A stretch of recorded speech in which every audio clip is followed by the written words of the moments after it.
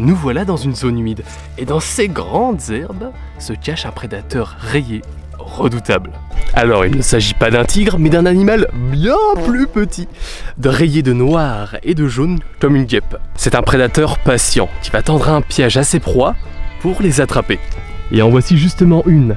Il s'agit d'une magnifique araignée, l'Argiope frelon. Alors comme quasi toutes les araignées de France, elle n'est absolument pas dangereuse pour l'homme. Malgré sa grande taille et son allure un peu de tigre, il n'y a aucun souci. De toute façon, une araignée, ça peut pas vous piquer. Aucune araignée ne possède de dard. Personnellement, je trouve que c'est une araignée vraiment très jolie. Elle est vraiment magnifique. Chez cette espèce, et comme chez beaucoup d'araignées, il y a un fort dimorphisme sexuel entre mâle et femelle. La femelle est bien plus grosse que le mâle. Les individus comme ici avec des motifs de guêpe ou de frelon sont des femelles. Les mâles, eux, sont bien plus petits, plus discrets, un peu plus chétifs et moins colorés. On l'appelle aussi éperfacié ou éperfrelon. Et on comprend pourquoi. C'est une espèce qu'on va retrouver dans des grands herbiers, souvent à des endroits où le soleil tape assez fort. Là, il fait assez chaud.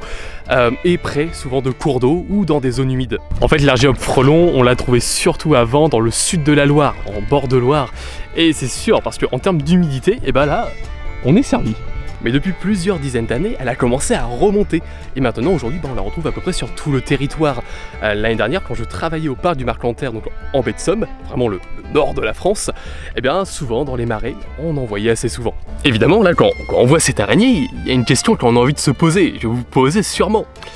Pourquoi ressemble-t-elle à une guêpe? On a longtemps cru, mais c'est en partie vrai, que ce camouflage lui permettait de ressembler et faire du mimétisme d'un animal plus dangereux, tel un frelon ou une guêpe, afin d'éviter les prédateurs, tels les oiseaux. Souvent dans la nature, quand vous avez des couleurs très vives, un peu comme là, eh ben, ça peut signifier de la toxicité ou du danger. Mais on a récemment découvert que cette apparence rayée lui permettait aussi de se camoufler.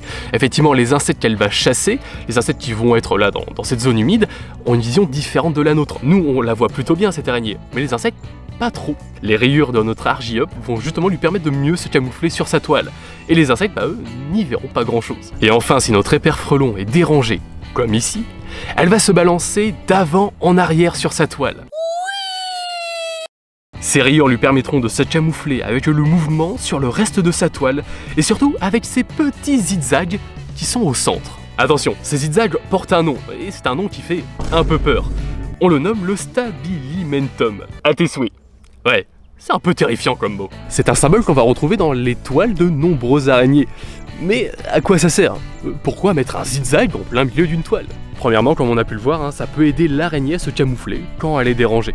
Deuxièmement, d'après certains ouvrages, sa structure, donc du zigzag, permettrait de consolider la toile, donc de la rendre plus solide. Et troisièmement, le stabilimentum, j'espère que ça se prononce comme ça, est bien plus visible dans le spectre des ultraviolets, ce qui attirerait les insectes. Ce serait comme une sorte de leurre finalement. Quand un insecte est pris dans la toile comme ici, l'Argiope va lui injecter un venin qui va paralyser la proie, et des sucs digestifs qui va la dissoudre et la liquéfier de l'intérieur. Elle va par la suite l'enrouler dans sa toile avec de la soie pour qu'elle ne s'échappe pas. Notre chère araignée viendra peu de temps après récupérer sa proie pour la siroter de l'intérieur comme un milkshake.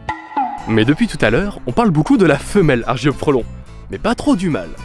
Vous allez voir, lui aussi a quelques petites stratégies assez rigolotes. La femelle Argiope possède un gros défaut, que le mâle va pas trop apprécier. Souvent, après l'accouplement, eh bien, elle va faire ce qu'on appelle du cannibalisme sexuel. Donc souvent, le mâle se fait manger après l'accouplement. Donc le mâle, il a trouvé quelques petites stratégies un peu marrantes pour contourner tout ça. Lors de l'accouplement, le mâle, au niveau de son appareil copulateur, a en fait des petits points de suture qui sont prédétachables. Donc en gros, il peut détacher son appareil copulateur à tout moment. Notre mâle, ce qu'il va faire, c'est que pendant l'accouplement, pendant la reproduction, eh ben, il va détacher cet appareil copulateur afin de pouvoir s'enfuir bien plus vite. Et surtout, cet appareil copulateur, il va rester au niveau de la femelle, ce qui va empêcher les autres mâles de pouvoir se reproduire avec. Mais bon, même si le mâle arrive à survivre après la reproduction, eh ben pour lui, ses heures sont comptées. Souvent, un mâle Argiope frelon, une fois au stade adulte, ne vit que quelques jours, contrairement à la femelle qui peut quasiment vivre 1 an. Mais bon quand même, pauvre mâle Argiope. Alors pour illustrer tout ça, j'ai essayé de trouver justement des mâles Argiope frelon, mais ils sont bien plus difficiles à trouver. Donc là, j'ai pas réussi à en avoir, donc je vous mettrai des photos d'archives à la place. Après tout ça, la femelle pondra plusieurs centaines d'œufs dans un cocon. Là pareil, j'ai essayé d'en trouver un mais c'est pas encore trop la période donc il y en a pas. Et du coup ce cocon là restera tout l'hiver en place et les petites araignées, les petites argiopes sortiront seulement au printemps. Et quand elles sortent du cocon, c'est assez marrant parce qu'elles vont tisser un fil de soie et grâce au vent, elles vont pouvoir s'envoler. Donc oui, ça fait des araignées volantes. Et petite fun fact un peu dégoûtante mais que je trouve assez intéressante, parfois du cocon c'est pas des petites araignées qui vont sortir, mais des guêpes.